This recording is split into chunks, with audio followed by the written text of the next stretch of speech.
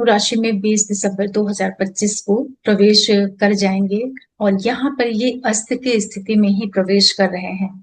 इस बार शुक्र 11 दिसंबर से सूर्य के आसपास ही चल रहे हैं, तो बराबर ये अस्त की स्थिति में ही है और 1 फरवरी तक इनको अस्त ही रहना है। तो फिलहाल अभी ये धनु में ही रहेंगे। हालांकि अच्छी बात ये है कि इनके साथ में सूर्य और मंगल भी हैं धनु राशि में। तो शुक्र जो ग्रह है ये यहाँ पर अस्त होने की वजह से जो इसके अपने प्रभाव होते हैं वृषभ राशि के और तुला राशि के, वो उतनी मजबूती से नहीं मिल पाते हैं, क्योंकि ग्रह जब अस्त होता है तो कहीं ना कहीं वो अपने प्रभाव को देने में उतना ताकतवर नहीं होता है और जो उसके कारक तत्व होते हैं वो भी थोड़े बहुत प्रभावित तो हो ही जाते हैं। लेकिन अच्छी चीज ये रहती है कि चूंकि अस्त हो रहे हैं सूर्य से ही, तो कहीं ना कहीं शुक्र के अंदर जो सूर्य का बल है वो आ जाता है। क्योंकि शुक्र जब किसी ग्रह को अस्त करते हैं तो अब उस ग्रह से जुड़े हुए जो काम है देखा जाए तो उसको सूर्य कहीं ना कहीं पूरा करने लगते हैं। इसीलिए जब भी दशाओं में कभी भी कोई अस्त ग्रह की दशा चलती है तो मोस्टली वहां पर देखने को मिलता है कि उस ग्रह के उतने रिजल्ट ना करके सूर्य के रिजल्ट आने प्रारंभ हो जाते हैं। क्योंकि सूर्य प्रशासन है, राजा है, और वही किसी प्लेनेट को अस्त कर रहा है। तो चूंकि धनु राशि ज्ञान की राशि है और ये भाग्य का स्थान होता है, गुरु की मूल त्रिकोण राशि है, यहाँ पर शुक्र अस्त रहेंगे। तो इस अस्त ग्रह का जो प्रभाव होता है, एक्चुअल में ऐसा नहीं है कि उस ग्रह के सारे प्रभाव ही छिड़ हो जाते हैं या उसके कारकत्व तो नष्ट हो जाते हैं। चीजें उसके पास सभी रहती हैं, वो थोड़ा सा छिप जाती हैं, हिडन स्टेट में वो सारी चीजें आ जाती हैं। क्योंकि ग्रह का तो अपना जो ऊर्जा है, प्रकाश है, स्ट्रेंथ है, वो तो रहती ही है। बस ये हो जाता है कि सूर्य के पास जाने की वजह से, सूर्य के आभा मंडल में आ जाने की वजह से वो ग्रह जो है खुद में थोड़ा सा उसकी जो आभा है वो कम हो जाती है। किस तरह से कम हो जाती है? बाहरी तौर से कम हो जाती है। मतलब कि अब शुक्र बाहर से उतना दिखाई नहीं पड़ेगा, जो शुक्र के प्रभाव है वो बाहर से नहीं दिखाई पड़ेंगे, लेकिन जो उसकी इनर चीजें होती हैं, जो उसकी जीव चीजें होती हैं, वो नहीं खत्म होती हैं, वो रहती ही हैं। बाहरी चीजें जो होती हैं वो थोड़ी सी कम दिखती हैं, कम पता चल पाती हैं। तो क्या हो सकता है शुक्र के अस्त होने से धनु राशि में 12 राशियों के ऊपर क्या प्रभाव पड़ेगा? हालांकि मैंने इसके लिए एक वीडियो बना करके दिया हुआ है, लेकिन फिर भी मैं आपको आज बता देती हूँ। और शुक्र अस्त का प्रभाव बताऊं उसके पहले आप सभी दर्शकों को बहुत बहुत धन्यवाद आप सबके सपोर्ट के लिए। जो भी नए दर्शक जुड़ रहे हैं, आप लोगों का भी स्वागत है डिवाइन एस्ट्रोलॉजी में। साथ में आप सभी लोगों से एक रिक्वेस्ट भी है कि प्लीज आप चैनल को जरूर सब्सक्राइब करिए, लाइक करिए, शेयर करिए, नोटिफिकेशन बिल को प्रेस करके रखिए, जिससे मेरे वीडियोस अपलोड होते ही आप लोगों को मिल जाया करें। देखिए, शुक्र ग्रह जो है ये अस्त हो रहे हैं धनु राशि में। तो यहाँ पर पहले तो आप ये समझ लीजिए कि इनको कालपुरुष के हिसाब से अगर आप लेकर के चलते हैं तो जो पंचम भाव है उसके जो राशिपति हैं, सिंह राशि के स्वामी, बुद्धि के जो मालिक हैं, वही शुक्र को अस्त कर रहे हैं। तो इसका अर्थ ये हुआ कि सभी को, जो भी इस समय पर जो आपकी डिसीजन मेकिंग है, जो भी आपके बच्चे हैं, रिलेशनशिप से जो जुड़े हुए पक्ष हैं, उन सब कारणों से, उन सब वजहों से जो आपका पार्टनर है, जो आपका घर है, फाइनेंस है, ये सारी चीजें प्रभावित तो हो सकती हैं। क्योंकि जो ग्रह अस्त कर रहा है तो वो सूर्य ग्रह है। तो सूर्य जिस भाव का मालिक है और जिन जिन चीजों को वो लेकर के चलता है, उन्हीं सब वजहों को कारण बना करके शुक्र की जो राशियां होती हैं, वृषभ और तुला, और शुक्र के जो कारक तत्व होते हैं वो कहीं ना कहीं थोड़े से प्रभावित तो हो जाते हैं। मतलब किस कालखंड में हो सकता है कि आप बहुत ज्यादा फोकस अपने बच्चों पर दें, अपनी क्रिएटिविटी पे दें, अपने रिलेशनशिप पे देने लग जाएं, जिसकी वजह से आप थोड़ा घर पे कम ध्यान दे रहे हैं, जीवन साथी को कम महत्व दे रहे हैं। ऐसी स्थितियां निर्मित तो हो सकती हैं। तो क्या हो सकता है अलग अलग राशियों के लिए? चलिए मैं संक्षेप में बता देती हूँ। सबसे पहले मेष वालों के लिए ही, मेष वालों के लिए भाग्य भाव में शुक्र अस्त हो रहे हैं, पंचमेश के द्वारा अस्त हो रहे हैं। तो ये जो पूरा समय है 20 दिसंबर से लेकर के जब तक शुक्र अस्त चलेंगे, लगभग 13-14 जनवरी 2026 तक इनको रहना है कुंभ धनु राशि में ही। उसके बाद ये मकर में जाएंगे तो वापस ये सूर्य के आसपास ही रहेंगे, तब भी ये अस्त ही रहेंगे। लेकिन फिर भी आप इस टाइम पीरियड में अपने जीवन साथी को, अपनी पारिवारिक चीजों को, जो भी आपकी फाइनेंशियल एक्टिविटीज हैं, उन सब चीजों को लेकर के थोड़ा अलर्ट रहिएगा। अपने जीवन साथी को और बिजनेस रिलेटेड जो आपकी गतिविधियां हैं उनको अधिक महत्व दीजिएगा, उनको नेग्लेक्ट मत करिएगा। अपने रिलेशनशिप, अपने एक्स्ट्रा मैरिटल अफेयर, इन सब चीजों की वजह से आप अपने जीवन साथी को बिल्कुल भी प्रभावित नहीं करिएगा, जिसकी बहुत ज्यादा संभावना बन सकती है। या तो आपके एटीट्यूड की वजह से, या तो आपके डिसीजन मेकिंग इस तरह के आप कर लें कि कहीं ना कहीं आपका दाम्पत्य उससे प्रभावित हो जाए, या बिजनेस रिलेटेड चीजें आपकी कहीं ना कहीं नकारात्मक ढंग से प्रभावित हो जाए। लेकिन सारा संयोग जो है भाग्य भाव में बन रहा है। तो जितने भी लोग मीडिया वगैरह से जुड़ करके काम करते हैं, आर्ट, मीडिया, ग्लैमर, एक्टिंग, जो भी क्रिएटिव क्षेत्र होते हैं, उन लोगों के लिए अच्छा है, उसमें कोई विशेष दिक्कत नहीं आ रही है। लेकिन पारिवारिक पक्ष को अधिक प्राथमिकता दीजिएगा। वो आपका चाहे फूड हो, फाइनेंस हो, या आपका पार्टनर हो, बिजनेस पार्टनर हो, लाइफ पार्टनर हो, या व्यापारिक जो गतिविधियां होती हैं उन पर, उनमें थोड़ा एक्स्ट्रा मेहनत, एफर्ट्स आप डाल दीजिएगा। इसका सिर्फ इतना ही प्रभाव रहेगा।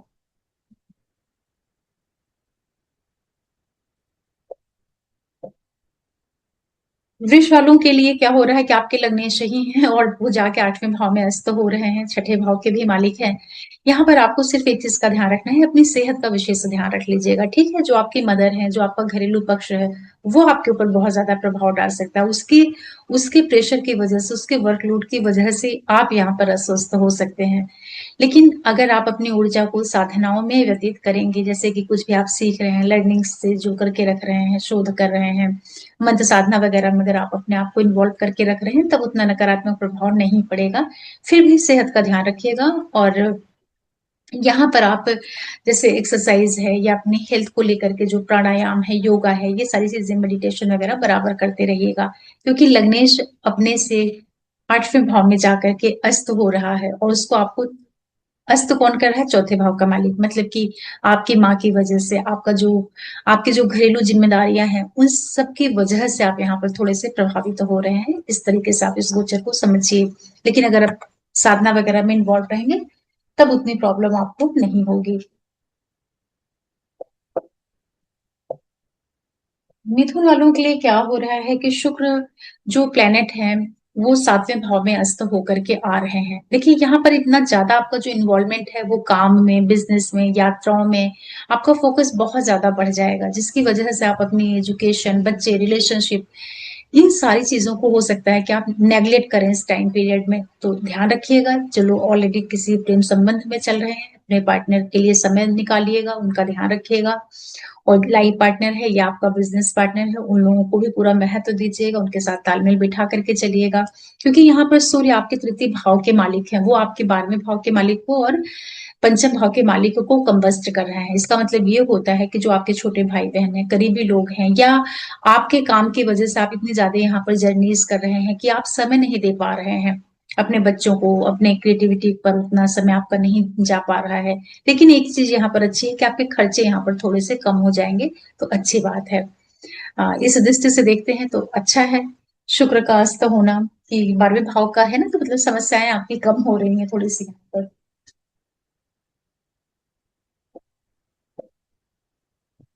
कर्क वालों की बात करते हैं तो छठे भाव में जाकर के शुक्र अस्त हो रहे हैं। लाभ के मालिक हैं और चतुर्थ के मालिक हैं। छठे भाव में शुक्र का अस्त होना, वैसे भी छठे भाव में शुक्र कोई बहुत अच्छे रिजल्ट नहीं करते, ऊपर से वो कंबस्ट भी हो गए, तो और भी ज्यादा वो कमजोर हो गए। इनको अस्त कौन कर रहा है? आपके द्वितीय भाव का मालिक, जहां पर सिंह राशि है।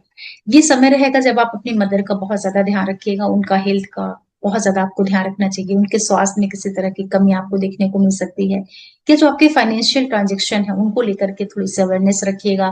पैसों का लेन देन, कहीं मिलना जुलना, क्योंकि 11वां भाव आपके नेम फेम को भी दिखाता है, आपकी इच्छा पूर्ति को भी दिखाता है। उन सारी चीजों में थोड़ी बहुत कमी आपको देखने को मिल सकती है। और इसकी जो वजह रहेगी, इसका जो रीजन बनेगा, वो इस टाइम पीरियड में आपका जो फोकस है ना, हो सकता है कि बहुत ज्यादा फैमिली के ऊपर चला जाए।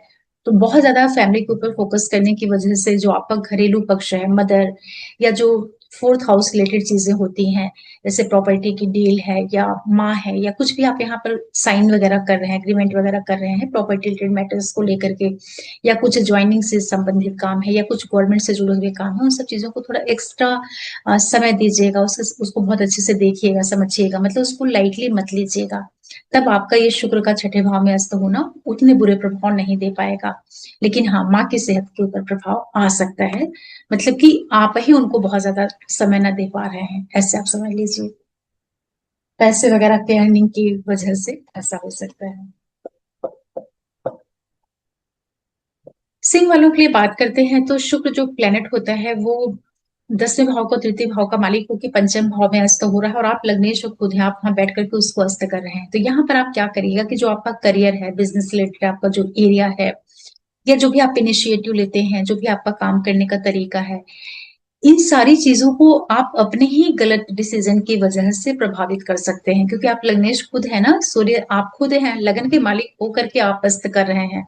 तो इसका तात्पर्य ये हुआ कि जो आपका बिजनेस है, नौकरी है, उससे जुड़ करके आप सही डिसीजन यहाँ पर लीजिएगा, किसी की सलाह से।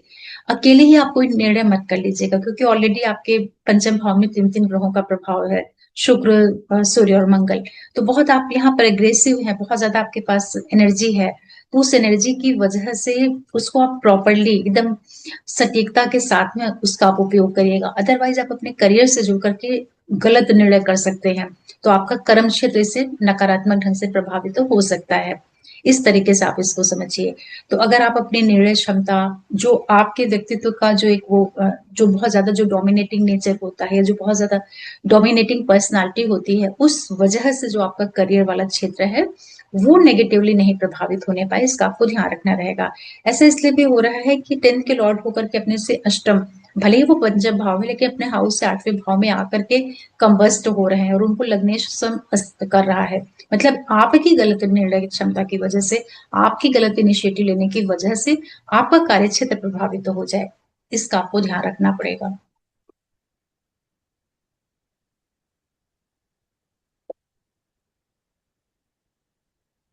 करने वालों के लिए बात करते हैं तो शुक्र आपके बहुत ही योग कारक ग्रह होते हैं। भाग्य के और सेकंड के लॉर्ड होकर के चतुर्थ भाव में अस्त हो रहे हैं, 12वें भाव का मालिक अस्त कर रहा है उनको। तो देखिए यहाँ पर क्या होगा कि चूंकि 12वां भाव आपके खर्चों का और विदेश का मालिक होता है, तो आप इतना ज्यादा यहाँ पर पैसों का इन्वेस्टमेंट कर रहे हैं, या आप बगैर सोचे समझे इस तरीके के इन्वेस्टमेंट जर्नीज वगैरह कर रहे हैं, जिसकी वजह से आपकी स्टडीज भी प्रभावित हो रही हैं, आपका जो फाइनेंस है, पैसा है, वो सारा कुछ प्रभावित हो रहा है। ये सारे घटनाक्रम चौथे भाव में हो रहे हैं, जिससे आपका घरेलू पक्ष भी प्रभावित हो रहा है। तो आप यहाँ पर जो भी काम करते हैं, जैसे कि आप यहाँ पर यात्राओं पे जा रहे हैं, या विदेश से जुड़ करके आप कोई काम कर रहे हैं, उन सारी चीजों को लेकर के अच्छे से उसको स्टडी करके, और पूरा अपने आसपास के करीबियों के साथ में उनके मदद से, उनके गाइडेंस से, उनकी हेल्प लेकर के तब आप कोई बड़ा निवेश करिएगा। क्योंकि शुक्र यहाँ पर आपके धन के भी मालिक है, द्वितीय भाव के भी मालिक हैं, और चतुर्थ में आकर के अस्त हो रहे हैं। मतलब कि पैसों को कहीं आप गलत तरीके से ना इन्वेस्ट कर दें, या आपका जो इन्वेस्टमेंट है वो कहीं गलत चीज में जाकर के ना फंस जाए, कोई गलत डील आपसे न साइन हो जाए, क्योंकि 12वें भाव का मालिक उसको अस्त कर रहा है। तो इन चीजों का आपको ध्यान रखना पड़ेगा। और वैसे भी चूंकि चौथे भाव में ये सारे घटनाक्रम हो रहे हैं, तो आपके फादर हैं या आपके बॉस हैं, उन लोगों के साथ आपका तालमेल यहाँ पर थोड़ा सा डिस्टर्ब हो सकता है, या उनकी सेहत में किसी तरह की आपको कमी देखने को मिल सकती है, क्योंकि भाग्य का मालिक है ना, अपने षष्टम में जाकर के द्वादश भाव के मालिक से व्यस्त हो रहा है। तो पिता की सेहत में कुछ दिक्कत कर सकता है, या धन से संबंधित कुछ गलत निवेश करा सकता है। इन सब चीजों का आपको ध्यान रखना पड़ेगा।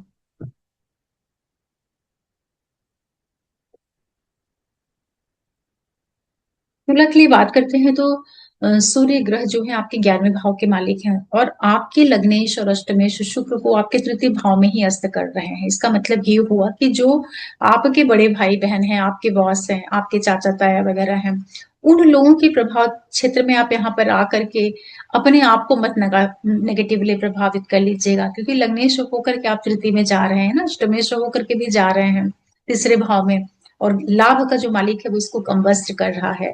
तो मतलब कि आप यहाँ पर बहुत ही अच्छे से डिसीजन मेकिंग करिएगा। जो भी आप काम शुरू करते हैं, जो भी आप इनिशिएटिव लेते हैं, थोड़ा सा अपने करीबियों की हेल्प ले लीजिएगा, कोई भी आपसे गलत निर्णय नहीं होने पाए, या जल्दबाजी में कोई आप डिसीजन न ले लें अपनी सेहत का, अपनी कम्युनिकेशन का, या जो भी आप यहाँ पर जर्नीज वगैरह करते हैं, उस सब चीजों को लेकर के एक्स्ट्रा अवेयरनेस रख लीजिएगा।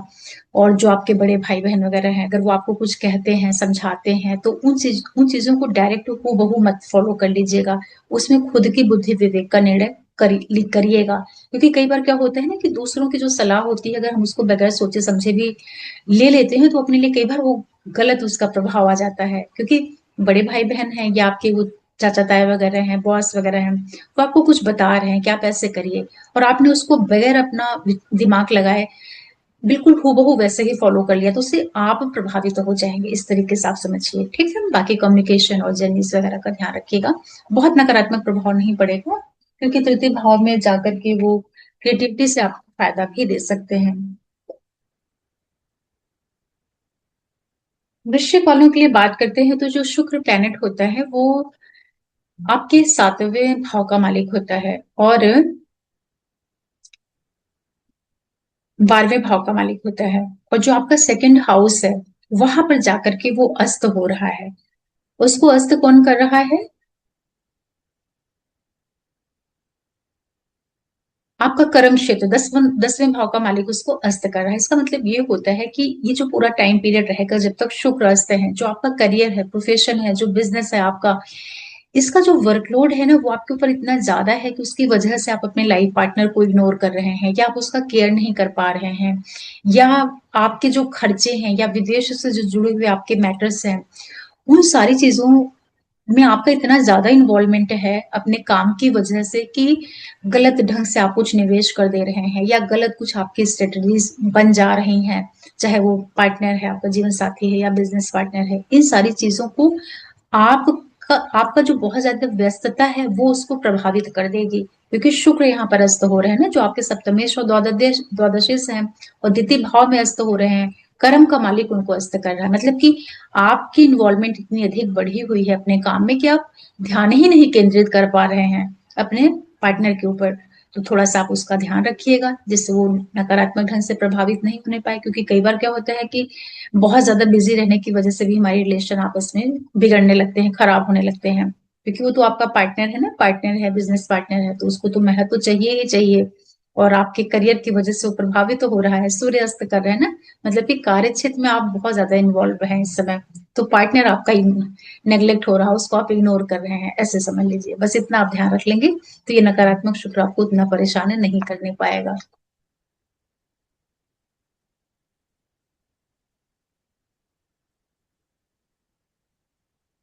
धनु सेजिटेरियस के लिए बात करते हैं, तो आपके लगन पे आके ही शुक्र अस्त हो रहे हैं, छठे भाव के और लाभ भाव के मालिक हैं। और इनको जो अस्त कर रहा है वो सूर्य कर रहा है, जो कि आपके भाग्य का पिता का जो मालिक है, भाग्य भाव का, वो अस्त कर रहा है। इसका मतलब ये होता है कि लगन पर आकर के शुक्र का अस्त हो जाना कुछ चीजों के लिए तो देखिए अच्छी स्थिति है। कि जैसे आपको यहाँ पे कुछ बीमारियां हैं, सेहत में जो कुछ समस्याएं, आपको शुक्र दे सकते थे, क्योंकि आपके लिए कारक ग्रह है ना, छठवे के मालिक है। अब ये थोड़े कमजोर हुए हैं, तो हेल्थ वगैरह में जो ज्यादा कुछ परेशानियां ये देने में मजबूत हो सकते थे, बल्कि उससे आपको रिलीफ हो जाएगी। लेकिन ये आपके इनकम के भी मालिक हैं। तो पिता पिता का बहुत ज्यादा इन्फ्लुएंस, पिता का बहुत ज्यादा डोमिनेटिंग नेचर, या पिता का बहुत ज्यादा आपको प्रोटेक्शन देना, इन सब चीजों की वजह से जो आपकी फाइनेंशियल स्टेट है वो यहाँ पर प्रभावित हो रही है। या आपके बॉस हैं, या आपके गुरुजन वगैरह हैं, तो आप उन लोगों की बातों को सुनिएगा, समझिएगा, लेकिन हूबहू बहू आप उसको मत फॉलो करिएगा, ठीक है। अगर आप इतना कर लेंगे तो शुक्र का जो यहाँ पर कम्बस्ट होना है वो फाइनेंशियली आपको ज्यादा नुकसान नहीं कर पाएगा, ठीक है। बस इतना ध्यान रखिए। बाकी आपकी हेल्थ, शुक्र का अस्त होना आपकी सेहत की दृष्टि से तो बहुत ही अच्छा है। लेकिन आर्थिक रूप में कुछ जो आपको कमी महसूस होगी, तो हो सकता है कि फादर का इंटरफेरेंस जो है वो आपकी लाइफ में ज्यादा हो, उसकी वजह से आपको कुछ नुकसान हो जाए, इस तरीके से समझिएगा। बाकी ओवरऑल आपके लिए ठीक है, ऐसी कोई विशेष दिक्कत नहीं दिखाई पड़ रही है।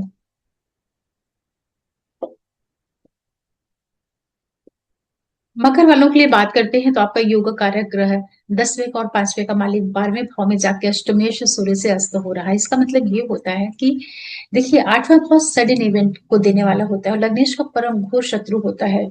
सूर्य शनि परम शत्रु है। अब योग कारक ग्रह 12वें भाव में गया है, अष्टमेश उसको अस्त कर रहा है। इसका मतलब ये होता है कि आपके अंदर का जो एक अननोन फियर है, आपके अंदर का जो डिप्रेशन, एंजाइटी, नेगेटिविटी, या जो इन्फियरिटी कॉम्प्लेक्स होता है, उन सारी चीजों की वजह से, या आप खुद अपने आप में इतने डिप्रेशन में रहते हैं, उन सारी चीजों की वजह से आपका करियर, आपका एजुकेशन, आपका रिलेशनशिप जो है एक तरीके से प्रभावित हो रहा है। तो थोड़ा सा आप यहाँ पर अपने अंदर कॉन्फिडेंस बूस्ट कीजिए। जो डिसीजन वगैरह लेते हैं वो अपनी बुद्धिमत्ता से लीजिए। बहुत ज्यादा हीन भावना से आप यहाँ पर ग्रसित मत होइए, क्योंकि सूर्य अस्त कर रहा है। सूर्य सूर्य 8वें भाव का मालिक होता है, तो वो आपके पंचमेश को, जो कि आपका संतान है, बुद्धि है, आपका प्रेम संबंध, आपकी रचनात्मक भाव का मालिक है और कर्म क्षेत्र का मालिक है। मतलब कि आपके अंदर का जो एक इन्फीरियरिटी कॉम्प्लेक्स है या लो कॉन्फिडेंस है, इन सारी चीजों की वजह से आप अपने करियर से जुड़े हुए जो डिसीजन है उसमें कुछ आप गलत निर्णय कर लें, या बच्चों से जुड़े हुए, या रिलेशनशिप से जुड़े हुए, या स्टडी से जुड़े हुए जो डिसीजन है उसमें आप कुछ त्रुटियां कर सकते हैं। तो यहाँ पर आप अपने आत्मविश्वास को थोड़ा सा अच्छा रखिएगा, मजबूत बनाइएगा। डिप्रेशन में आकर के या नेगेटिविटी से आकर के कोई भी गलत का डिसीजन मत लीजिएगा। कई बार क्या होता है कि सारी चीजें सही होती हैं, लेकिन व्यक्ति लो कॉन्फिडेंस की वजह से या सही तरीके से न सोच पाने की वजह से जो चीजें सही भी चल रही है ना, उसमें भी वो परेशान रहता है, या उसको वो सही भी चल रही है तो वो अपने नेगेटिव नेचर की वजह से उसको खत्म कर देता है या बिगाड़ लेता है, ऐसे आप समझ लीजिए। तो इसका आपको ध्यान रखना रहेगा।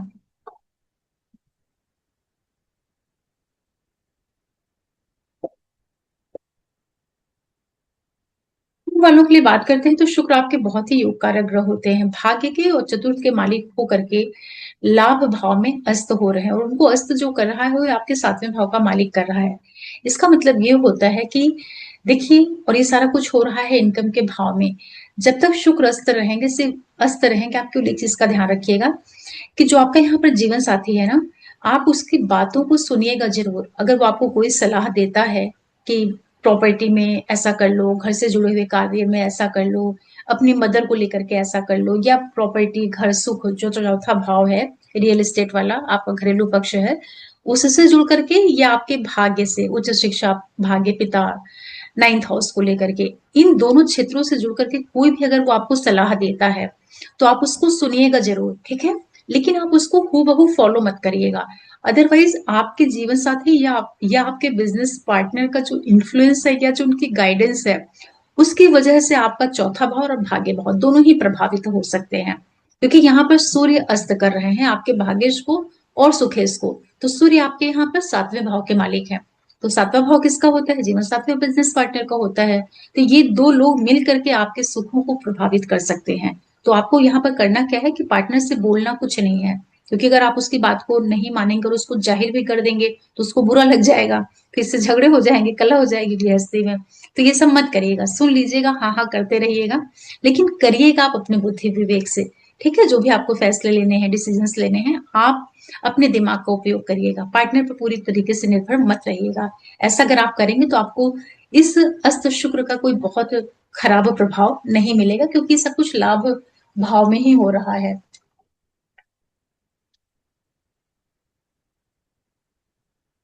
फिर बात करते हैं मीन वालों के लिए। देखिए, मीन राशि लगन वालों के लिए जो शुक्र प्लेनेट होता है, तृतीय और अष्टम का मालिक होता है, 10th भाव में जाकर के अस्त हो रहा है, और इसको जो अस्त कर रहा है 6ठे भाव का मालिक कर रहा है।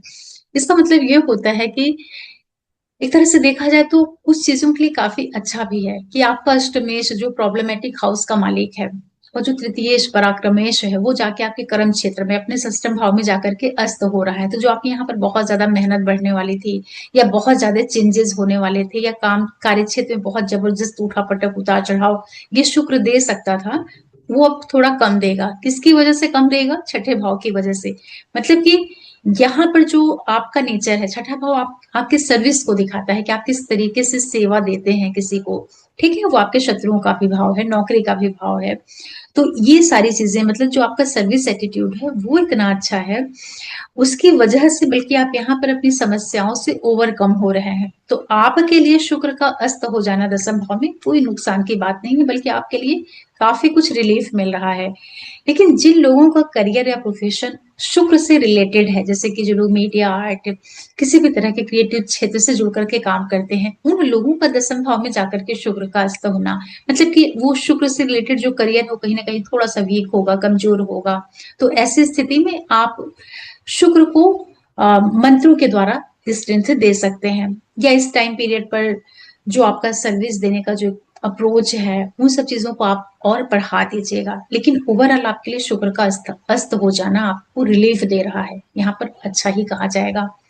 इस तरह से जो मेष से लेकर के मीन लग्न राशि वालों के लिए शुक्र का कंबस्ट पीरियड है धनु राशि में मंगल और सूर्य के साथ में, ये कैसे प्रभाव दे रहा है वो मैंने आपको बहुत ही प्रैक्टिकल तरीके से बताने का प्रयास किया है, ठीक है। ऐसा मैं इसलिए बता रही हूँ क्योंकि देखिए शुक्र को सूर्य अस्त कर रहा है, तो आप अपनी नेटल चार्ट में देखिए ना कि शुक्र आपके किस भाव का मालिक है, क्योंकि उस भाव की वजह से आपका शुक्र प्लैनेट अस्त हो रहा है, ठीक है।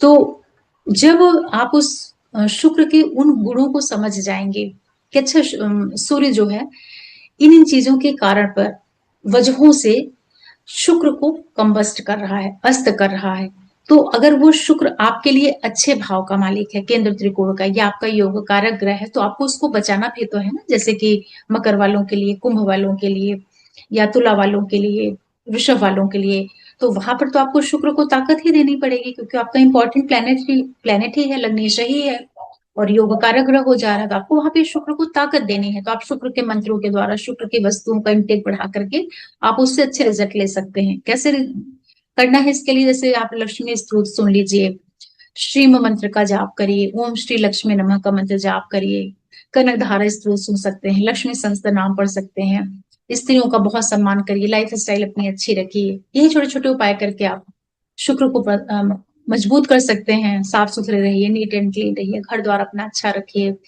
और जो व्हाइट मोस्टली होती है, शतावरी होती है, उन सब चीजों को अपनी डाइट में आप लेकर के आ सकते हैं, उससे आपका शुक्र अच्छा होगा। मीठी चीजें जो होती हैं, सिट्रस फ्रूट वगैरह होते हैं, जैसे संतरा है, ऑरेंज है, इनको आप खूब खाइए, दही है, और ये छेने की मिठाइयां हैं, जो व्हाइट व्हाइट कलर की चीजें होती हैं उसका इंटेक बढ़ा दीजिए। जो रस्सेदार फ्रूट होते हैं ना, उनको आप खूब खाइए, उससे आपका शुक्र अच्छा होगा। और स्त्रियों से संबंध अच्छे रखिए। तो जब ये शुक्र अस्त हो रहा है, तो इसका मतलब ये नहीं है कि वो प्लेनेट टोटल खत्म हो गया है। अस्त ग्रहों के बारे में आपको एक वीडियो दूंगी अलग से कि अस्त ग्रह काम कैसे करता है। तो चूंकि एक मेरे पास कमेंट आया था कि ये शुक्र अस्त हो रहे हैं तो कैसे ये प्रभाव देंगे, तो देखिए जिन लोगों के लिए शुक्र अकारक होकर के अस्त हो रहे हैं उनके लिए तो बल्कि ठीक है। अकारक मतलब कि जैसे छठे आठवें बारहवें भाव के मालिक होकर के शुक्र अस्त हो जा रहे हैं, तीसरे भाव के मालिक होकर अस्त हो रहे हैं, तो ठीक है, थोड़ी आपको रिलीफ मिली रहेगी, शांति आपकी बनी रहेगी। लेकिन योग कारक ग्रह बन करके अगर अस्त हो रहे हैं तो भाई वो आपको थोड़ा सा कम अच्छा रिजल्ट दे पाएंगे। और थोड़ा मैं आपको और बता देती हूँ कि देखिए शुक्र या कोई भी ग्रह जब अस्त होता है ना, तो सूर्य ही उसको अस्त करता है। तो सूर्य के पास बहुत ज्यादा रोशनी है, बहुत ज्यादा उसके पास एनर्जी है। लेकिन ऐसा नहीं है कि हर एक ग्रह एकदम खाली पड़ा है। सभी ग्रह सूर्य से ही प्रकाश लेकर के अपने अंदर एनर्जी पैदा करते हैं, ठीक है, क्योंकि सारे ग्रहों को सूर्य ही प्रकाशित कर रहा है, वही तो सौर परिवार का मुखिया है ना। तो जब वो किसी कोई ग्रह उसके पास जाता है ना, तो इसका मतलब ये हुआ कि अब वो ग्रह अपने हेड पर्सन के पास पहुंच गया है, अपने घर का जो मेन पर्सन है उसके पास पहुंच गया है। तो अब जिसने अस्त किया है ना, उस ग्रह की जिम्मेदारी फिर वही प्लेनेट ले लेता है। मतलब कि अब शुक्र को सूर्य ने अस्त तो कर दिया, लेकिन अब शुक्र के जितने भी कारक तत्व हैं और जो उसकी हाउस लॉर्डशिप के रिजल्ट वगैरह हैं, वो बाहर से दिखने में आपको थोड़ा सा ऐसा लगेगा कि कम है। तो कम भी किस टाइप का, कि जैसे ऐसा नहीं है कि लोगों के पास चीजें नहीं होती, इनके पास सब कुछ रहता है। सब कुछ रहने का मतलब कि इनके पास घर, मकान, गाड़ी, पत्नी, प्रेमिका, सारा कुछ रहेगा। ऐसा नहीं है कि उनके पास ये चीजें नहीं होती हैं सब। लेकिन इनका जो जीव तत्व होता है ना, वो कहीं ना कहीं मिसिंग हो जाता है। मिसिंग इन द सेंस कि वो ग्रह जो है सूर्य के प्रभाव क्षेत्र में जाने की वजह से ना एकदम से कंफ्यूज हो जाता है, उसको समझ में नहीं आता है कि मैं क्या करूं। जैसे कि कोई बहुत ही प्रोमिनेंट कोई पर्सनालिटी है, उसके पास जब कोई छोटा व्यक्ति जाता है ना, तो उसके आभा मंडल में वो छिप जाता है, तो उसको लगता है कि अब मुझे क्या जरूरत है बाहर से दिखाने की, क्योंकि सबका फोकस तो बड़े आदमी के ऊपर है। तो ऐसे ही ग्रह होते हैं, तो सूर्य के समीप जाते हैं ना, तो वो विचलित हो जाते हैं, मतलब वो कंफ्यूजन के स्टेट में आ जाते हैं। तो यहाँ पर आपको करना क्या रहता है कि आपके अंदर एक तरीके का ये जो कहते हैं ना कि काइंड ऑफ डिससेटिस्फेक्शन, कि आपके पास पत्नी है तो भी आप खुश नहीं है, प्रेमिका है तो भी आप खुश नहीं है, आपके पास प्रॉपर्टी, घर द्वार, मकान सब कुछ है, लेकिन फिर भी आपके अंदर एक एक तरह की इनकम्प्लीटनेस है या एक तरीके की आपके अंदर एक अजीब सी बेचैनी छटपटाहट है, आप समझ नहीं पा रहे हैं कि क्या मिसिंग है। तो शुक्र अस्त होता है तो इस तरह का प्रभाव वो देता है, या कोई भी ग्रह जब अस्त होता है तो इसी तरीके से वो अपनी चीजों को अम, प्रभाव देता है। तो मैं आपको इसके लिए अलग से ही वीडियो दूंगी। आशा करती हूँ कि शुक्र जो अस्त हुए हैं, तो मैं मेरा जो बताने का तरीका है कि कौन से भाव का मालिक उनको अस्त कर रहा है, तो आप कहाँ से कैसे उसको कनेक्ट करके समझिए। ये तरीका आपको कैसा लगा बताइएगा। और आप सबके सपोर्ट के लिए बहुत बहुत धन्यवाद। साथ में रिक्वेस्ट भी है कि प्लीज आप चैनल को सब्सक्राइब करिए, लाइक करिए, शेयर करिए और नोटिफिकेशन बेल को प्रेस कर दीजिएगा, जिससे मेरे सारे वीडियोस आप लोगों को मिल जाया करूँ। फिर मैं कोई वीडियो लेकर के आऊंगी। तब तक के लिए ओम नमः शिवाय, नमस्ते।